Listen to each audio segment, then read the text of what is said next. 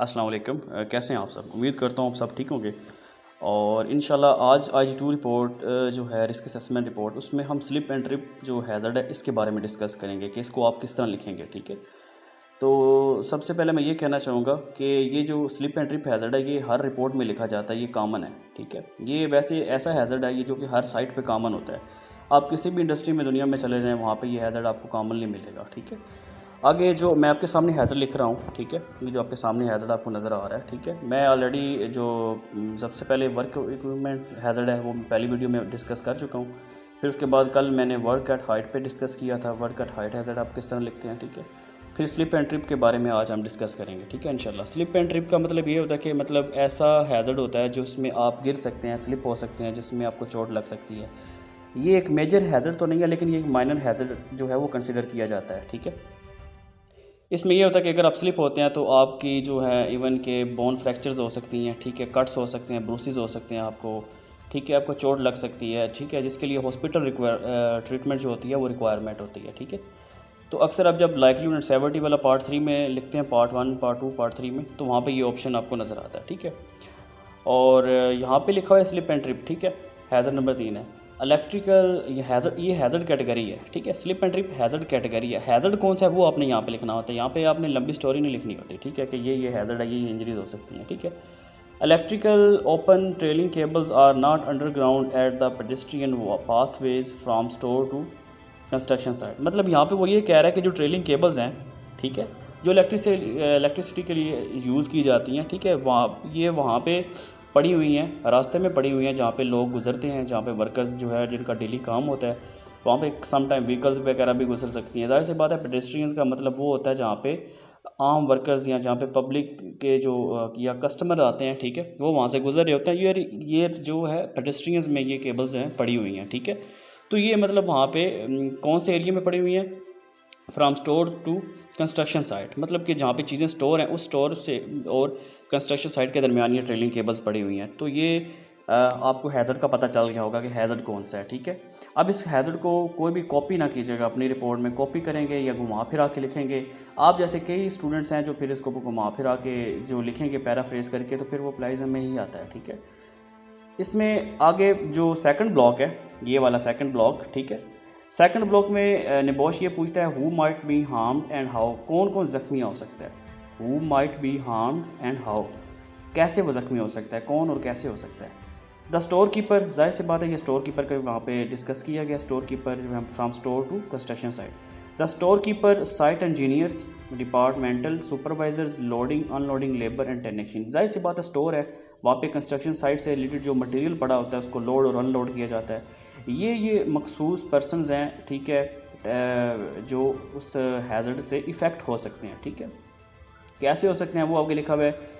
And technician may be will fall down due to trailing cables are available at pedestrian path. मतलब वहाँ पे जाहिर सी बात है, अभी किसी बंदे को पता चल रहा होगा जब रास्ते में केबल्स वगैरह पड़ी हो, तो ऐसा हो ही नहीं सकता। इवन कि ये मेरे साथ भी हो चुका है। ठीक है, कि मतलब कि रास्ते में केबल्स पड़ी होती हैं, या अक्सर आप घर अपने देखते होंगे कोई केबल पड़ी होगी दरवाजे के आसपास, तो आप उसमें स्टक होते हैं, ज़रूर होते हैं।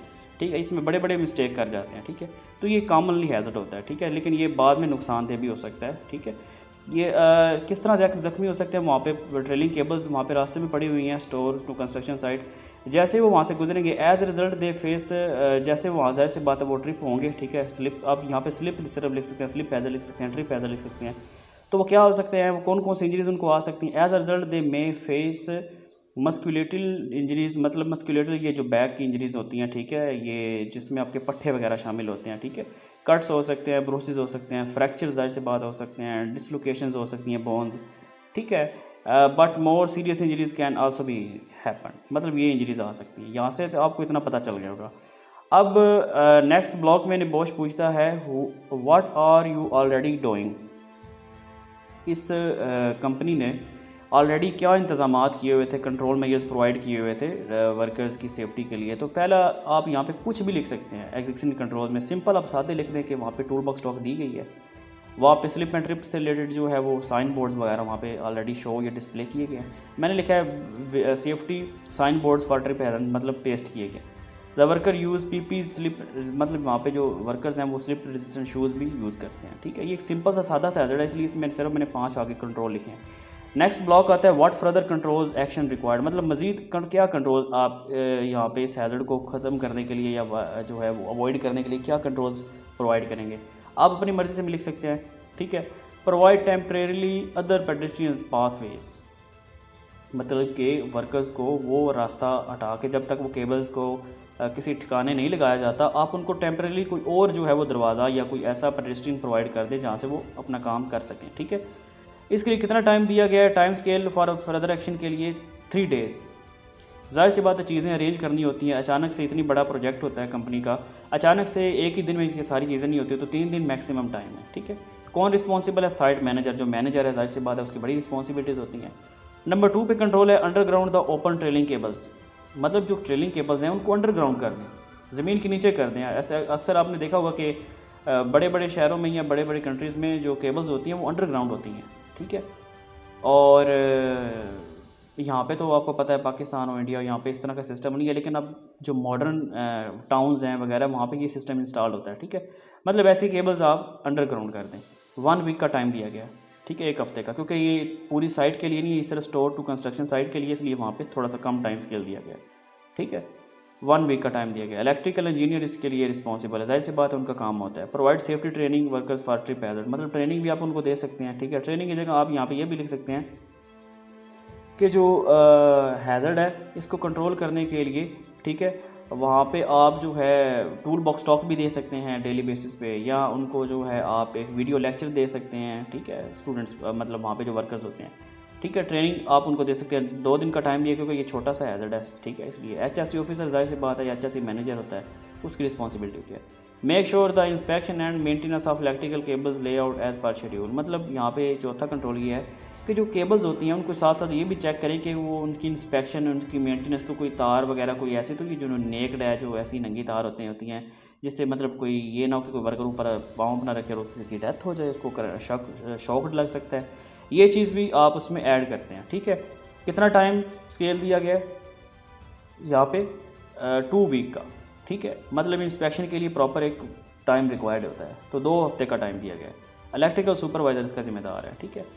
तो नंबर 5 पे कंट्रोल है रिस्ट्रिक्ट एक्सेस, मतलब उस जो restrict access by safety caution sign to area where the temporary cables are, मतलब वहाँ पे जो है वो अक्सर आपने देखा होगा जब रोड कंस्ट्रक्ट हो रहा होता है कि कोई भी काम हो रहा होता है तो वहाँ पे टैग लाइन लगा देते हैं, पता है, रेड लाइन की, या फिर वहाँ पे वो तो कौन सा साइड के मतलब से वार्निंग साइन लगा देते हैं कि ये रोड कंस्ट्रक्ट हो रहा है, यहाँ पे कोई बंदा भी एंटर ना हो, ना कोई गाड़ी हो। तो इस तरह वहाँ पे ना जहाँ पे वो ट्रेलिंग केबल्स हैं वहाँ पे आप ये टेम्परेरीली कोई मतलब कि ऐसा कोई बिल बोर्ड लगा दें जिससे वर्कर्स वहाँ पे ना जा सके। 1 दिन का टाइम दिया गया। HSE असिस्टेंट इसका जिम्मेदार है, HSE ऑफिसर भी आप लिख सकते हैं।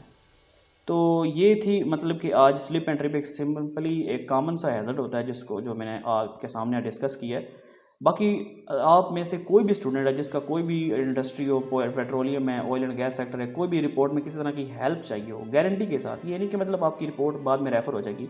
जब आपकी रिपोर्ट मैंने कभी भी किसी स्टूडेंट्स की जब बनानी होती है, उसके बाद जब रिपोर्ट उसकी बन जाती है, उसके बाद वो रिपोर्ट उनके टीचर्स आके रिव्यू करते हैं, रिव्यू देने के बाद वो फीडबैक देते हैं, फिर उस रिव्यू को 15 से 20 मिनट के अंदर उसके मुताबिक वो रिपोर्ट ठीक कर दी जाती है। फिर स्टूडेंट को कोई डाउट नहीं रहता, ठीक है, क्या मेरी रिपोर्ट रेफ़र होगी, ठीक है। दूसरा आपको ये ऑप्शन दिया जाता है कि आप अपनी रिपोर्ट जो है वो टर्निटिन पे क्लास आईडी से जाके अपलोड करके चेक करें कि आपकी ये रिपोर्ट जो ओरिजिनल है, फेक है, कॉपी पेस्ट तो नहीं, आपको वहाँ पे भी शो हो जाएगा।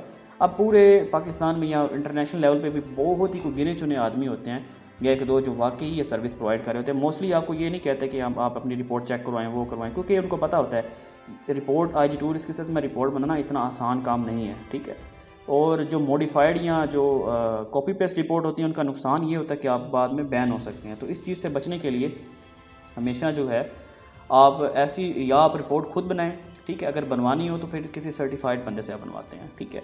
आप में से कोई भी किसी को डाउट हो, इशू हो, तो आप व्हाट्सएप पे कांटेक्ट करके आप अपना डाउट क्लियर कर सकते हैं। IG1 के हवाले से भी, IG2 के हवाले से भी, निम्बोश डिप्लोमा के हवाले से, ओथम लेवल 6 के हवाले से। तो इंशाल्लाह जो आपको जितनी भी नॉलेज है, इन्फॉर्मेशन है, वो तसल्ली बख्श, हॉनेस्टली और ट्रूथ बेस पे मिलेगी। कुछ भी फेक फ्रॉड नहीं है। ये तकरीबन जो है 3.5 साल हो चुके हैं इस फील्ड में मुझे जॉब करते हुए। तो काफ़ी स्टूडेंट्स मेरे साथ कॉन्टैक्ट कर चुके हैं जिनका बोझ क्लियर करवा दिया है, वो जॉब भी ऑलरेडी कर रहे हैं और अच्छी खासी सैलरी भी ले रहे हैं। तो आई होप आपको वीडियो अच्छी लगी होगी। चैनल को आप सब्सक्राइब कर लें। बाकी इंशाल्लाह मैं नेक्स्ट वीडियो में इसी तरह हैज़र्ड्स वगैरह आपके साथ डिस्कस करूँगा।